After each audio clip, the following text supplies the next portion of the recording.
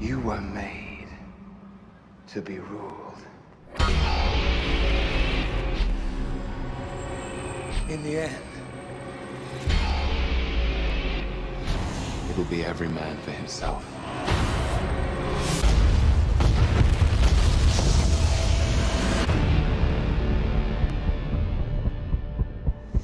What do we do? We get ready.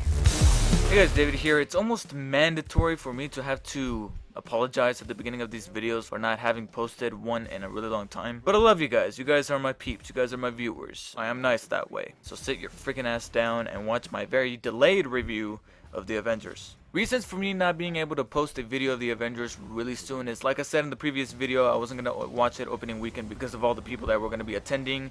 And on top of that, I was sick for 1 or 2 of those weeks during the month of May.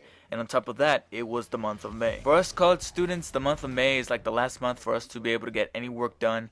So I was taking care of that. Plus at the very end I had finals, so I had to study for that. But now that school is out of the way, I am free to be able to drop a load on you guys. Or at least a load of videos. Starting with the Avengers. The movie has been out long enough for 90 to 95% of the populace of the entire world to have gone seen it. So I'm not going to spend an awful lot of time recommending it as much as I'm simply just going to express my thoughts on the film. Despite seeing an awful lot of things in the trailers that I was really looking forward to, like seeing the collaboration of Captain America, Iron Man, Hulk, and Thor all sharing the exact same frame on screen was just a delight. But part of me was very scared because there was an awful lot of things that could go wrong. One of my biggest worries is having too much hero in the film. You know, you got Iron Man, Thor, Captain America, and the Incredible Hulk, all of which have had standalone films. And on top of that, you're adding other S.H.I.E.L.D. agents such as the director of S.H.I.E.L.D., Nick Fury, Hawkeye, and Black Widow, and Agent Coulson.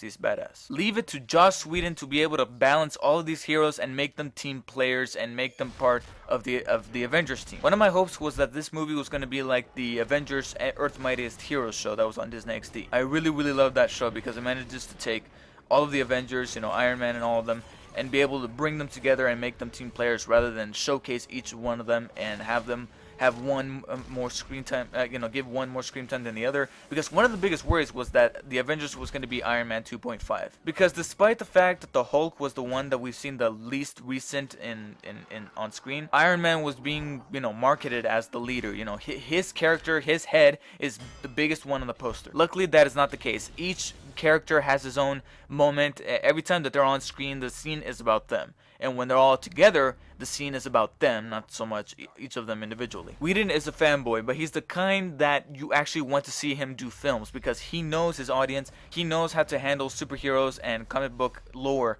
really well. And he manages to take everything that is right and just, bring it together and make a great blockbuster. The movie runs at 2.5 hours long, but honestly that was not a complaint because another slight worry that I had was that even though each of the main Avengers had their own film, they still needed to have some sort of development when it comes to them interacting. So I was glad that the movie stretched a little long to have them, be properly introduced and have them interact in a way where obviously they're not going to get along at first because with great power comes great ego, not necessarily just responsibility, but also ego and especially, from Tony's end. But each one manages to get their comeuppance in and of themselves.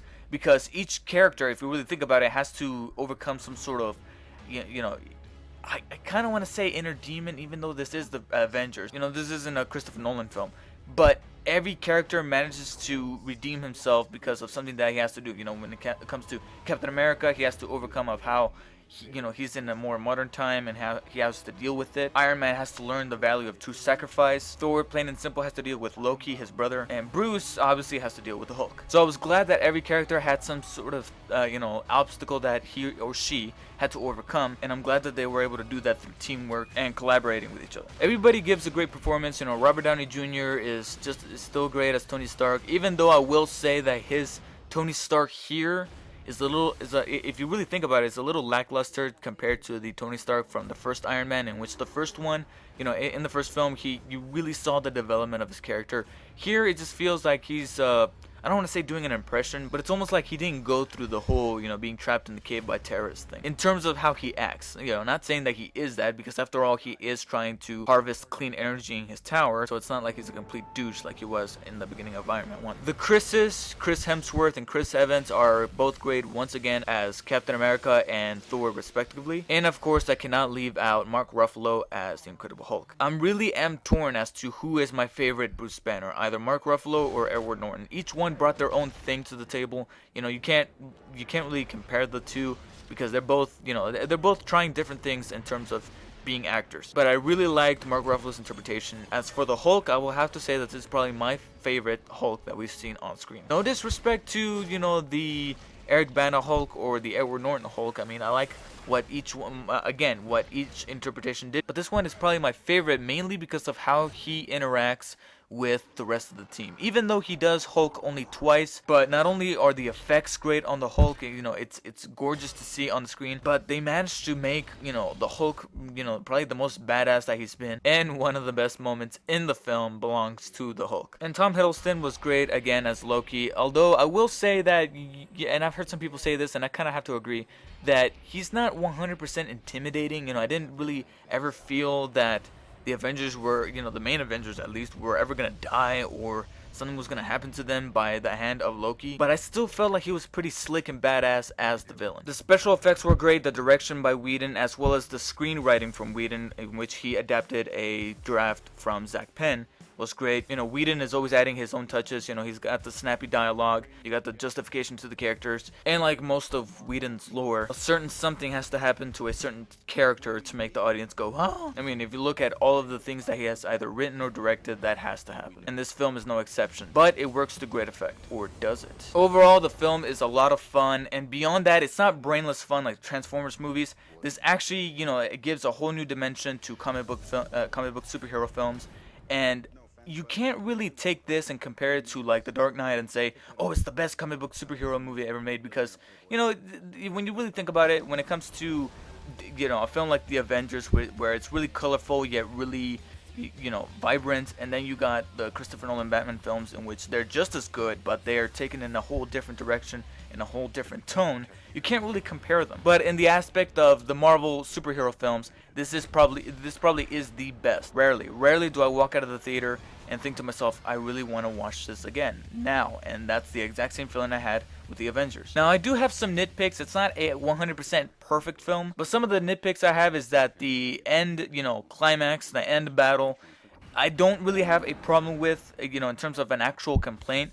But there's a certain moment, like the first time I saw the film, not necessarily the second time, but the first time I saw the film, I felt like the battle was dragging just a little too long. I just felt like there was a point where they just kept smashing, the Chitauri army, and I'm like, okay, I'm not exactly bored. I'm not bored, but I just wanted to kind of progress a little bit. It's kind of like when you're during a final boss battle or some sort of battle with a wave of enemies at the very end of a video game, of a really good video game, where you're like, yeah, this is awesome, and I love doing these combo moves, but I just feel like it's dragging on a little too much. And right when you think that, it actually progresses, and I'm like, oh, okay, there you go. It's just a little nitpick. Along with that, I felt like Thor's explanation of how he arrives back on Earth, it was a little overlooked. I mean, it is foreshadowed by Loki that Odin conjured dark magic in order to send Thor back to Earth, but I just felt like they could have explained that just a little more in detail instead of just quickly glancing over it. I mean, after all, Thor was supposedly stuck back in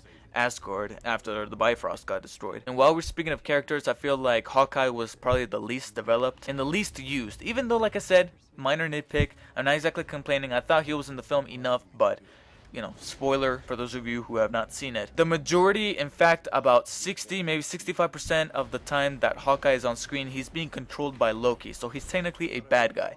So I didn't feel like we had enough screen time with the good guy, Hawkeye, and we didn't get enough time to know what kind of character he is. Apart from the fact that it's insinuated that he has some sort of history with Black Widow. Speaking of Black Widow, she was by far better than she was in Iron Man 2. In Iron Man 2, it felt like they just needed to put her in there to say like, hey, we got another character from the Marvel Universe. I liked her as well as Samuel L. Jackson as Nick Fury a whole lot better than I did in those little spots in the Iron Man movies. And a last nitpick I would like to say is that I wish that the scene after the end credits, after the main, scrolling credits, was a little bit funnier, but it was still a very, a nice little gag. There's so much more nerdgasmic things that I could talk about this movie, but I want to keep this as short as possible. So overall, it was an amazing movie. I really loved it. It met all expectations. I'm not gonna say them it blew them out of the water, but it met them, and I'm gonna say what a lot of critics have already said. It delivered. And if I feel the same amount of